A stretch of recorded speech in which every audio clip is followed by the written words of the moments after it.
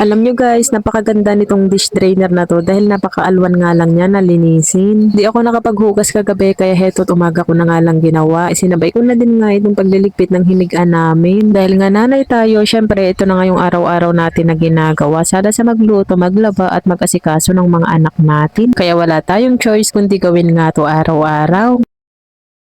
Ito nga nilaban ko kagahapon ay eto ilalabas ko na nga muna dahil nga uminit na at umaraw na nga. Ito nga ang aking dingding, wag nyo na nga lang pansinin dahil yero nga yan. Kaya naglagay ako dito ng kortina para hindi naman to mapansin. Ito nga at balak ko nga itong ligpitin dahil parang hindi nga magandang tignan kapag nakalagay itong kortina na to dito. Kaya heto ibabalik ko na nga lang doon sa may kusina namin. Ito nga yung lagayan ko ng mga wipes at saka ito na rin nga yung lagayan ng mga shampoo at ng mga sabon. Dito ko na nga lang nilalagay sa may tray. Ito nga wipes na ginagamit ko ay pinupunas ko din nga ito sa may sahig dahil napakaganda ng wipes na to. Ito nga yung kortina na inalis ko nga dito sa kwarto. Dito naman talaga to sa may kusina namin dahil nga ginawa ko na nga lang na isa nga lang yung ilalagay ko pero maganda palang tignan kapag tatlo nga yung ilalagay. Nung una kasing bili ko ay hindi ko nga yan nilagay lahat at isa nga lang dahil nga hindi ko nga nagugustuhan na madami nga yung nakalagay. Ito nga ang kortina na to ay kung gusto nyo nga umorder ilalagay ko nga yung link dito sa comment section. Hindi ko nga alam kung bakit nga nagustuhan ko itong apple green, siguro nga malamig nga to sa mata. O siya, heto nga tanghali na nga nito kaya't naisipan ko nga na maggulay nga dahil nga meron pang kalahating papaya dyan na natira nung nagluto nga ako ng sardinas. Kaya heto at magmumunggo na nga lang muna ako para hindi rin masayang yung papaya. Di nga ako nakabili dito ng kamatis dahil hindi ko na nga nautusan itong aking anak. Heto nga't luya na lang at sibuyas ang ilalagay ko. Kanya-kanya naman tayo ng diskarte sa pagluluto kaya okay nga lang kahit wala naman kamatis. Heto nga yung papaya na sinasabi ko na baka nga mabulok lang kapag hindi ko nga to ginulay. Tinagal-talagal na nga ng panahon ngayon nga lang ulit ako nakapagluto ng gulay dahil nga palagi nga akong tinatamad na magluto nga.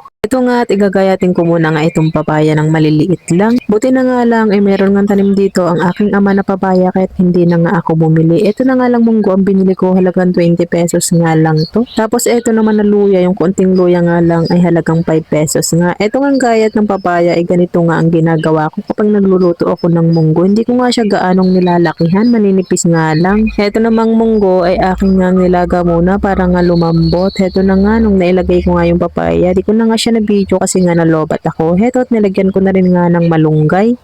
Para kahit paano naman nga, ito nga ay lalo nga masustansya itong ating nilutong munggo. Ito nga at nang maluto na nga itong munggo, itong ginagawa ko ay nagpapapak nga ako ng munggo. Ito naman, meron akong nabiling tuyo na halagang 30 pesos nga lang. Kaya heto at itutuan ko na nga lang to sa munggo. Kapag nag-uulam ako ng tuyo, heto at sinasawsawan ko siya sa suka tapos nilalagyan ko ng bawang.